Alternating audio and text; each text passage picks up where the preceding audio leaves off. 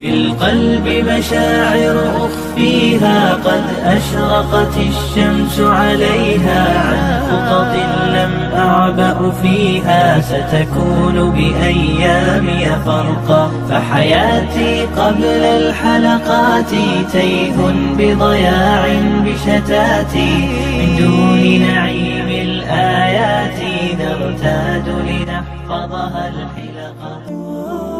Sudah pernah kita jelaskan masalah ini teman-teman sekalian. Kalau takwa ini adalah sebaik-baik bekal dalam kehidupan. Allah menyebutkan dalam surah Al-Baqarah ayat 197 masalah itu. Setelah menjelaskan masalah haji, di tengah-tengah potongan ayat Al-Baqarah 197 itu Allah mengatakan, A'udzubillahi minasyaitonirrajim wa tazawwadu fa inna khairaz zadit taqwa wattaquni ya ulil albab. Dan berbekallah kalian untuk kebahagiaan dunia juga akhirat kalian. Nama kalian akan harum, ya, kalian akan mendapatkan apapun yang kalian inginkan di dunia juga di akhirat. Dan berbekallah dan ketahuilah sebaik-baik bekal adalah ketakwaan. Dan hanya bertakwalah kepadaku hai orang-orang yang berakal.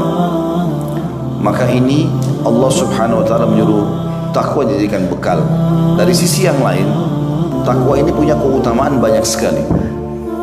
Jadi kalau saya tidak salah ingat ya, di awal-awal materi kita pernah kita singgung masalah itu, tapi saya ingatkan kembali. Saya pernah mencari secara pribadi di Mu'jam Alfaz Quran, jadi seperti kamus untuk mencari surah ini, ayat ini di surah berapa, di ayat berapa, ya. Seperti kamus mencari Al-Quran. Umumnya insya Allah dai tahu masalah itu, buku itu. Saya pernah coba telusuri term daripada kalimat takwa ini. Itu kurang lebih ada 226 ayat.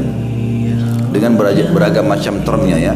Jadi misalnya takwa, taqi, muttaqin, muttaqun ya, yattaqun, ini semua ini masuk kurang lebih 226 ayat dan tidak ada satupun amal soleh yang mencapai keutamanya sebanyak itu.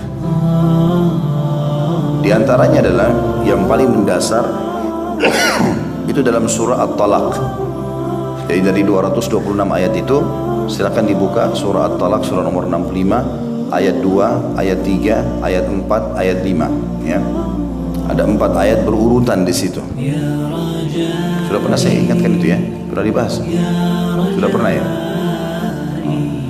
Baik, intinya di ayat 2-nya Allah mengatakan wa may yattaqillaha yaj'al lahu makhraja.